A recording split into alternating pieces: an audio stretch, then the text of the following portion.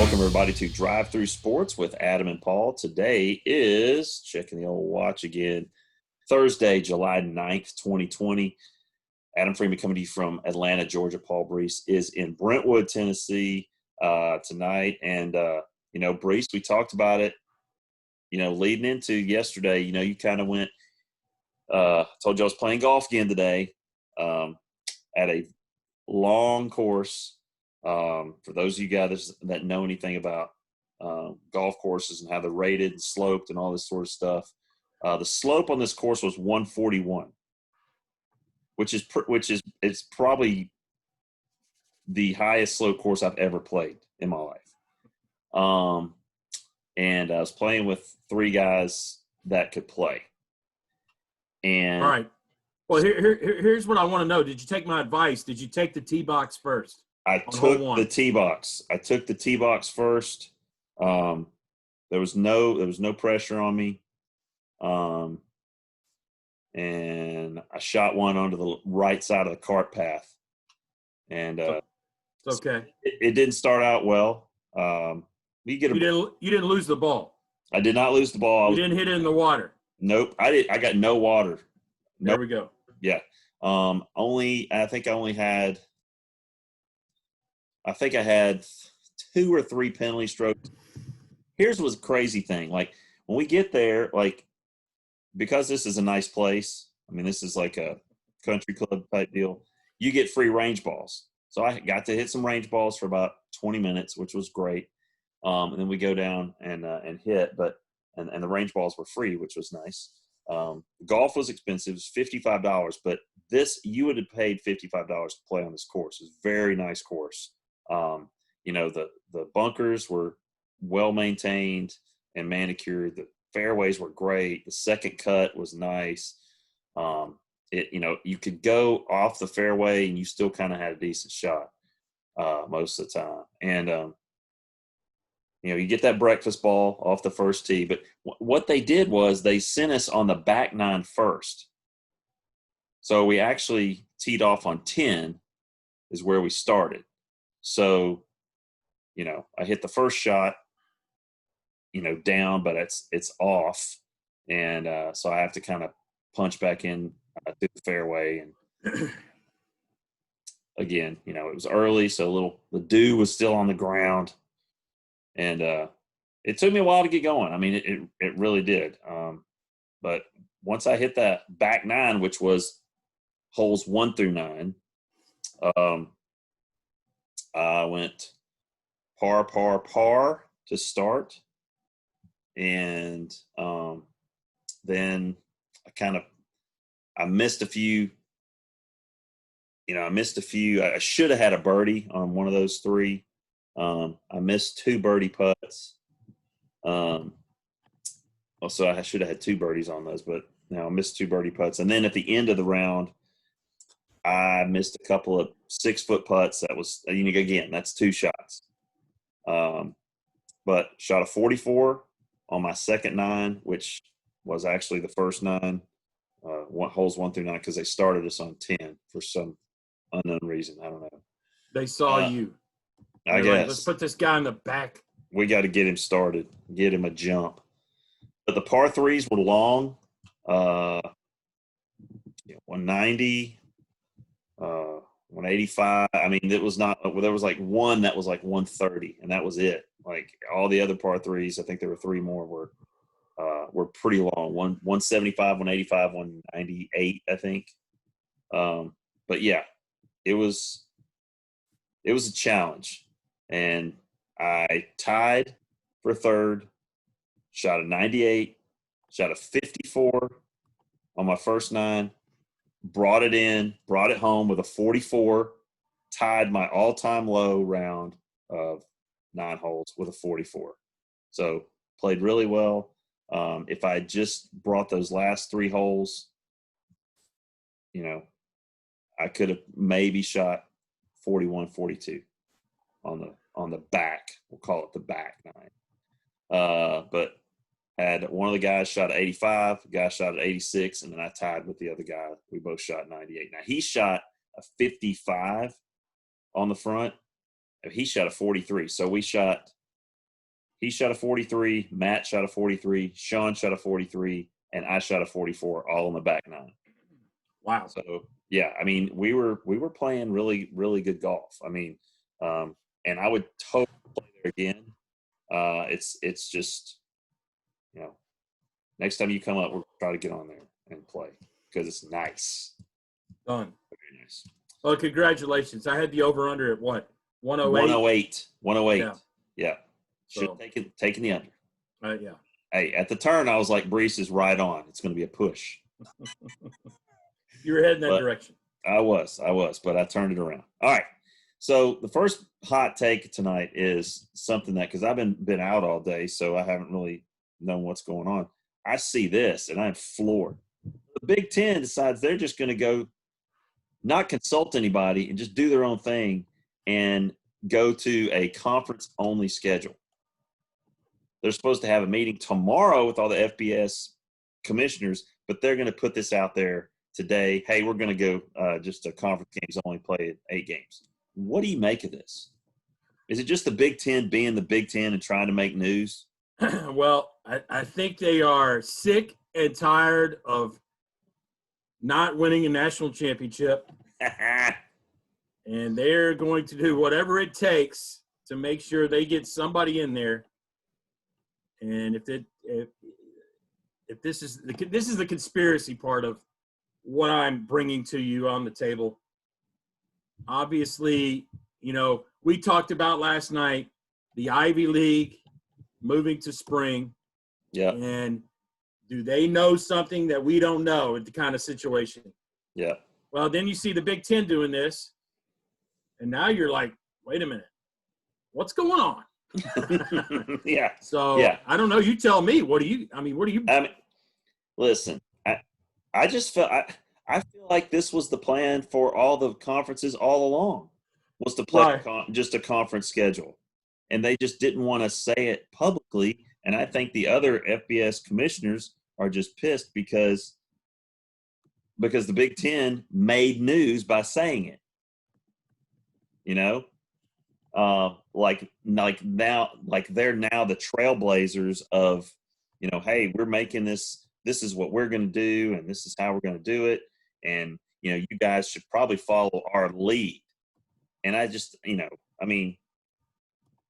just kind of they want to be the ones that go out there and set a precedent.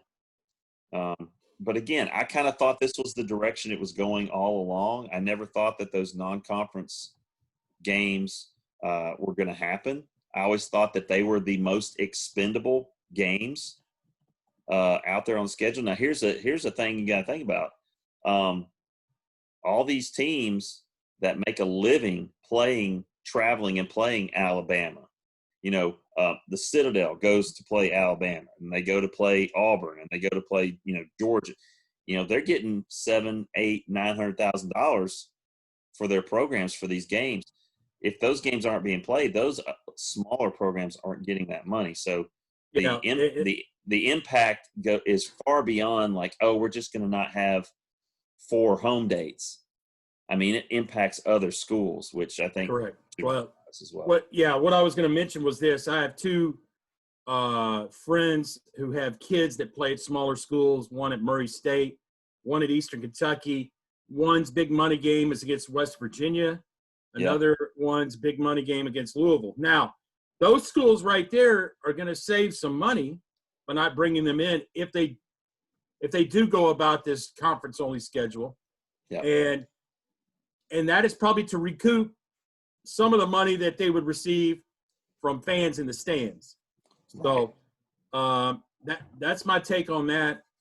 Listen, we'll know tomorrow when something is announced. Yeah. With the Power 5, hopefully. Yeah.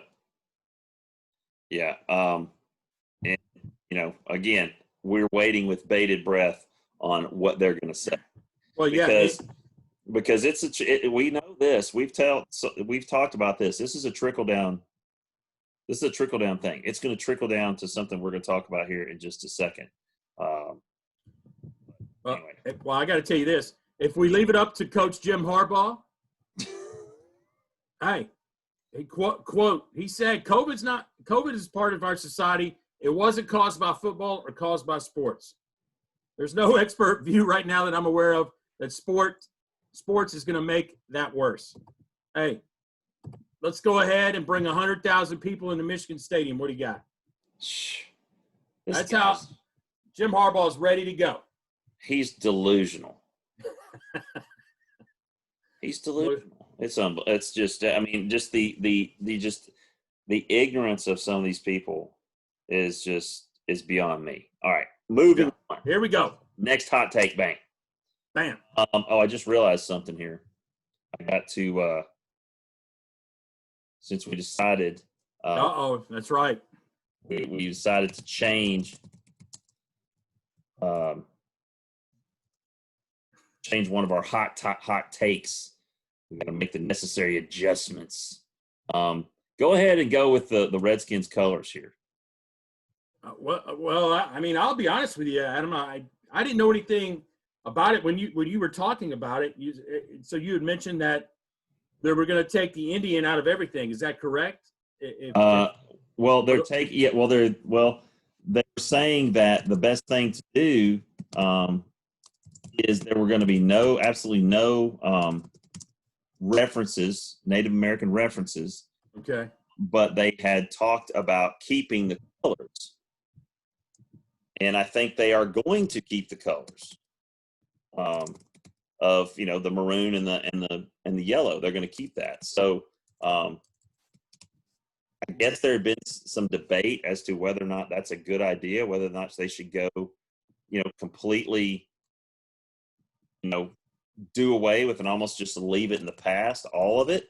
I mean, I don't know if that's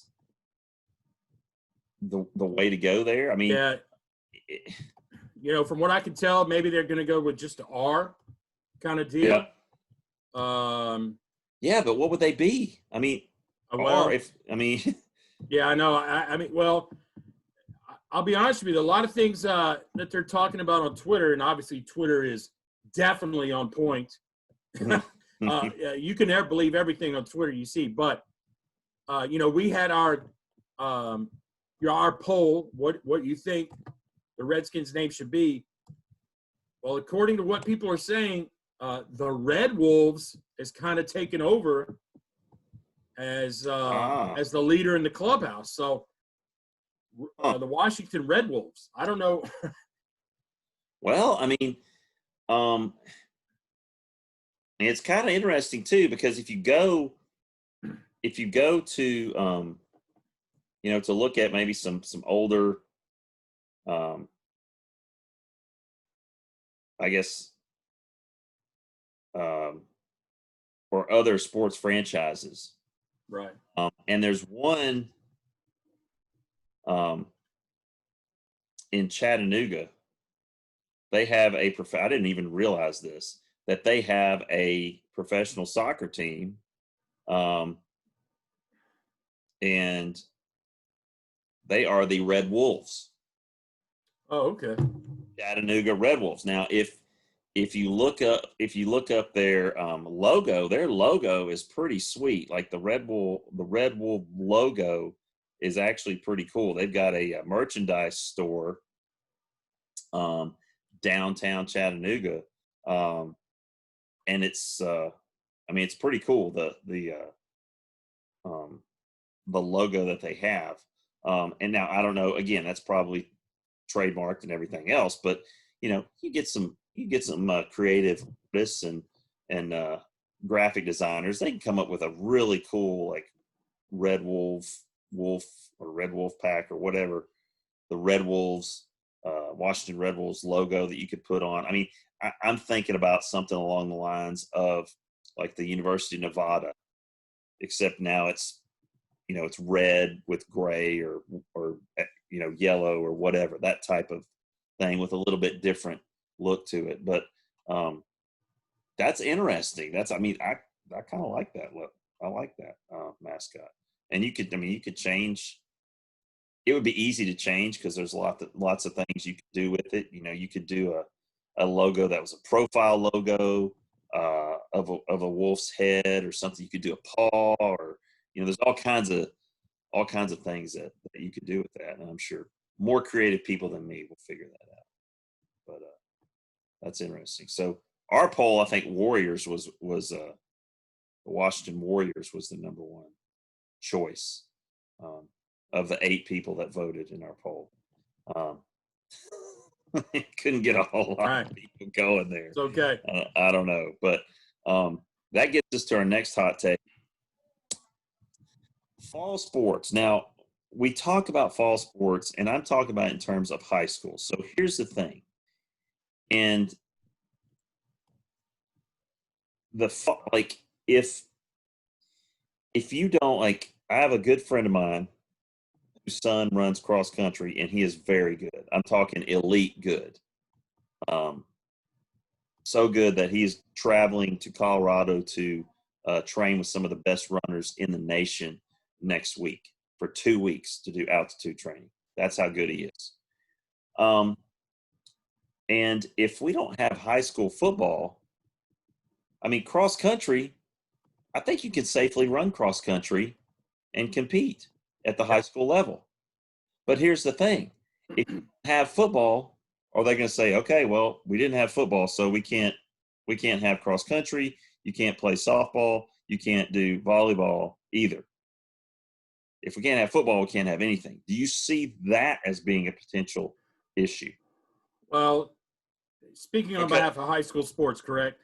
Right, because if you take away one, it's like, okay, if we take away one, we got to take away them all, because it's not fair for these kids that are football players to not be playing football, but it's okay. But we're saying it's okay to play this other sport.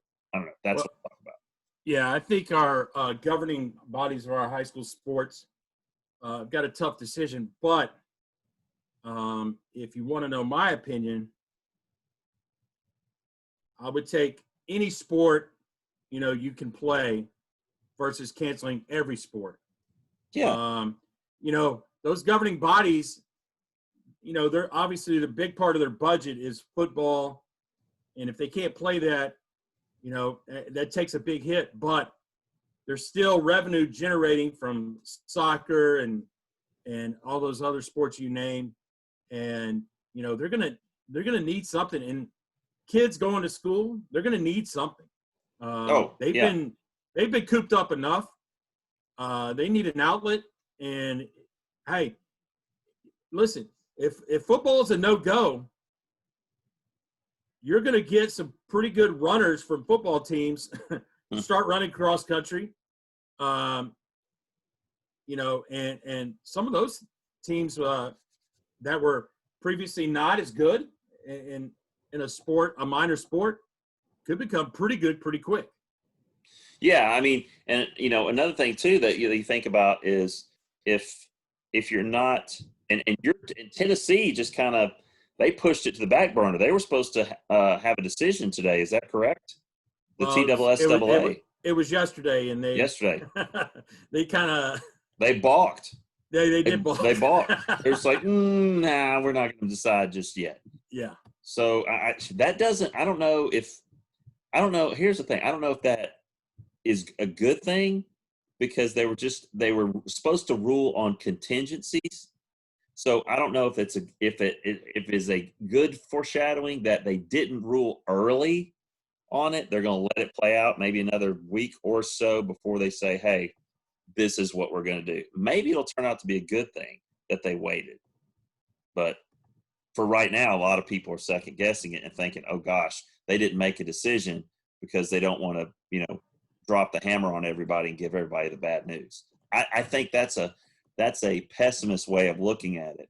I think you can also look at it where, hey, we don't want to put these contingencies in place yet because they might not happen. So let's give it a little bit more time. I don't know. What do you think about that? That was probably a lot of talk. Yeah, I mean, it's definitely a ever-changing decision process. You get to this date, and then the date comes, and you're like, oh man, what are we gonna do? What are we supposed to do again? Yeah. And then they say, well, let's make another date. So yeah, I mean, I'll be honest with you. I don't know if you heard this or not, but Metro Schools here in Nashville in Davidson County have decided to start online. Really? Yeah. So, they serve 86,000 students. Wow. And, I guess they decided that was in their best interest to kind of, that may be something that, they felt like, hey, listen, we can't get it together for 86,000 kids. We don't know how that's going to play out. So let's go ahead and just start online and see how it goes and see how this thing plays out. Again, ever changing. We don't know. Yeah. Wow. Wow. Geez. Because Cobb County, we have, I think last count, we have 115,000 students in our county. Oh, wow. Okay. 115,000 students. We're the third largest district in the state, behind Gwinnett and Atlanta Public Schools. So, yeah, it's going to impact whatever decisions made. It's going to impact a lot of kids, and they need an outlet. They need an outlet. By the time we get back, correct, they will have been out for 5 months. Correct, and they will have been not learning anything for 5 months because and their size regimens, their seasons were cut short. So it's affected their mental health, their physical health, it's everything. So they need to get back, but not at the expense of, getting sick. So it's a tough call. Yeah. Tough call. All right. So we're going to skip the next one and go right to, because this talks about high school football as well. We'll come back to Rajon. And I can't believe you'd never heard this phrase before, clear eyes, full hearts. I mean, you're flooring me here. I'm sorry. Well, that's not even the whole phrase. But see, the reason I did that was because there's another part to it. Okay. That I would have thought, Brees will see this and he'll say the last part. Okay. But no, this is not going to happen. So I'm going to have to fill it in for you. It's clear eyes, full hearts, can't lose. Now, if you had ever seen the television show Friday Night Lights, you would know that was their little huddle thing, clear eyes, full hearts, and then coach wouldn't say anything. He'd point and they go, can't lose. Okay, so it's one of those gotcha. Yeah, those testosterone things for the sure. So anyway, so the reason I put this on there is because the Dallas superintendent was quoted as saying that he did not see Texas high school football happening in the fall.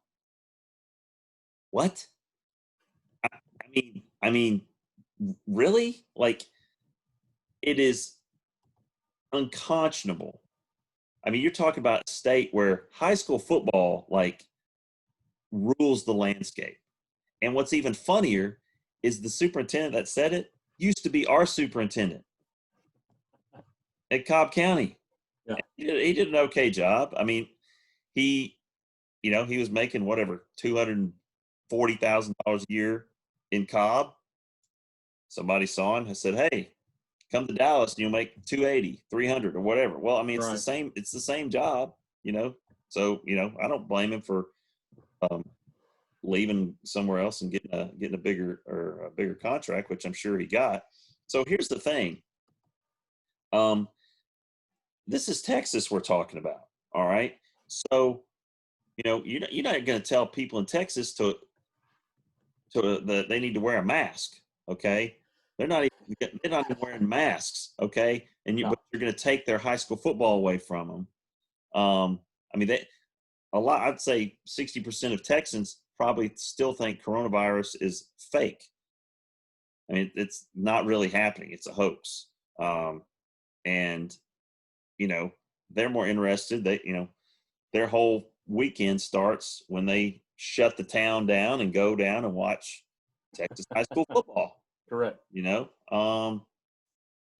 I mean, is this a bonehead statement by this guy? Or honestly, you just keep your mouth shut at that point. If you're thinking that, and you're in the largest school district in Texas, you absolutely keep that to yourself.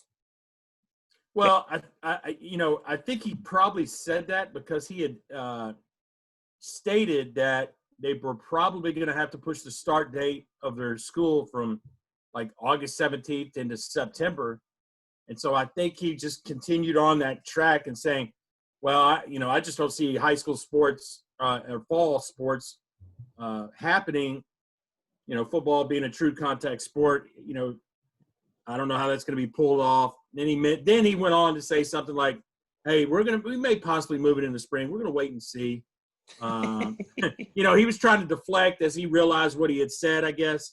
Yeah. He realized that the hay was out of the barn, and he was you can ruffle a lot of feathers with no high school football in the Dallas area. You mentioned how many students does Cobb County service? 115,000. Okay, so now your former boss is servicing 153,000. Wow. I mean, that's a huge responsibility. Yeah. Huge responsibility. So just take it easy. You may get it back.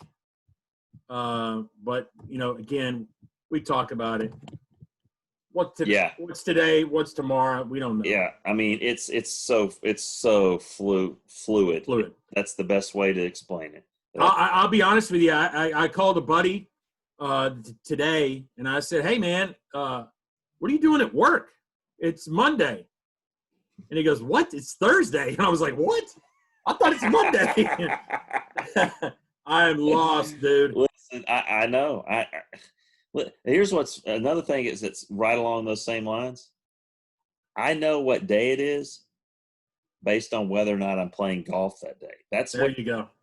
Because I knew I was playing on Monday and Thursday.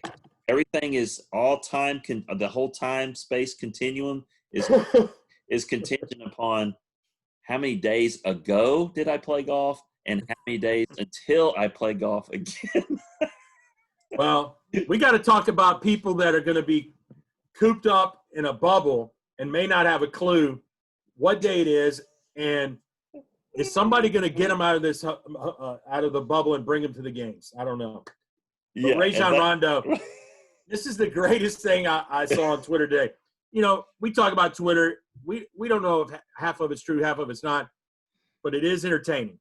Yes. And Rajon Rondo, who does he play for? The Lakers, right? Yep. He's a Laker. And the finals are not until sometime in mid to late October, if I'm correct. Yes. Yeah. Rajon Rondo shows up at the team hotel where he's going to be spending possibly 3 months. July. Yeah. 3 months. And he puts on his Instagram story, what is this, a Motel 6? Did he have a picture of the room? Absolutely. Oh. Absolutely. And to you and me, it would definitely suffice. We would be like, well, this is pretty nice. But here come the NBA high rollers rolling in. Oh, he's chirping because it's not good enough for him. And wow. Rajon Rondo, I hope you make it to the finals and have to stay in that Motel 6. Even though it's not games. It's not a Motel 6. It's a Disney property. So, hey, what'd you say the name of it was? Disney Coronado Springs. Yeah, man. Hey, good luck, Rajon. Hey, I hope it goes 7. I hope room service. I hope they don't have room service there. Yeah. Oh my gosh. Well, that gets us to. Yeah. Speaking of hotels. Yeah. Gets us to our last thing, the human interest side of things, which of course I always love, and you're a big fan of. Sure. Absolutely. I just got to thinking again, inspired by one of our Twitter followers, David Brock, who is our head basketball coach. He did a little poll of cities you might like to visit. So I thought, You know what? I think we should do something along those lines, maybe a bucket list vacation spot. All right. So I got to thinking about it, and someplace that I would want to go. And I think I would say if my wife hadn't already been, I would probably say Hawaii. But she's already been to Hawaii. It's already been to Hawaii. We've been through this. I'm the only one in the house that has not been to Hawaii. Well, I'm going to tell you right now, you're not missing anything. Oh, really? I've been twice. Really? So Okay. trust me. I mean, So listen, if it was closer, yeah, but I tell you what, the Caribbean, the Bahamas, yeah. it's way better. Really? Yeah. Yeah. You stay on the resort the whole time, though, right? Oh, sure. Sure. Okay. Yeah. Safe. Everything's safe. Okay. All right. Okay. So here's my thing. All right. Bucket list vacation spot. Sydney, Australia. Nice. Sydney, Australia. I would love to go to Sydney, Australia. I'm not a big like opera guy, but the Opera House, Sydney, you got to go there, right? Yeah. Yeah. And just the, the whole maybe take a boat out one day, and maybe go inland and the outback or whatever. I just think it'd be cool. It'd be a cool place to go. So that would be my bucket list vacation spot. Sydney, Yeah. either Sydney, Australia, Yeah. or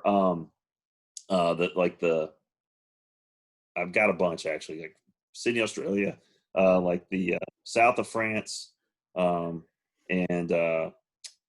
Greece. I think That's a good one. those would be some cool places to go. What about you? Listen, I've been blessed to go to a lot of places. And I've done a lot of pretty fun vacations. And one of the places when I saw this, I just because of the architecture in Dubai and just some of the buildings. I mean, I didn't know a whole lot of the background of the country and everything, but just when you see things on the internet, you're like, man, that is amazing. Yeah. That was obviously one as I was, popped in my head. But Maldives, over the water bungalow. Okay. Yes, I'm there with you. Yes. That's it. Yes. Over the water bungalow. Count me in. Yeah. Hey, kids, sorry, you're out on this one. You're not going. Yes, I like that. And I'm pretty sure I could convince my wife to do that as well. She's a big beach person. So, I think that would be a great trip. And the only issue I would have with the Sydney trip would be, I think it's about 20 hours in a plane, which I would have a major problem with. Well, especially if you had to wear a mask 20 hours. Yeah, I don't know. And here's what's funny. The air quality inside a plane is probably better than the air quality inside your house. Right. Because it's filtered so many times. Yeah. Guess what? I get to try it out. In about 3 weeks, I'm flying down to the beach. My family gets on to me because they feel like I'm taking advantage of the situation because I'm not riding in the 12-passenger van with 9 people rolling down the road on 65 South because I have to do some camps or whatever. And I said, okay, I'll just meet you down there. It's $49 to fly to Pensacola. It's like 35 minutes from our place to go pick me up. They're always they're not happy with me when I have to fly down. Now, here's another good point. I have to fly back. And that's really getting under their skin. But I have to fly back with Connor because he's got to get ready for some military thing or whatever. That he's got to go to some camp. And, hey, sacrifices must be made. That's right. So you're going back to we're going down to Orange Beach. Back to Orange Beach. Okay. Yeah. Okay. Yeah. So, hey, we'll see if I can get this done before school starts, wherever that may be. But another great episode here at Drop Through Sports, right, Adam? Absolutely. And we'll see you guys tomorrow night for Facebook Live starting at 9 p.m. And we're really doing some new stuff here. We're doing some great stuff. We have some things in the works that we think you're really going to appreciate. Some guests and some more interviews that we're going to bring through in the next couple weeks. Some very interesting folks that have had an impact on sports in a lot of different ways and have impacted our lives, whether they realize it or not. So for Paul Brees, Adam Freeman, coming to you from Atlanta, Georgia, you've been listening to Drive Through Sports with Adam and Paul.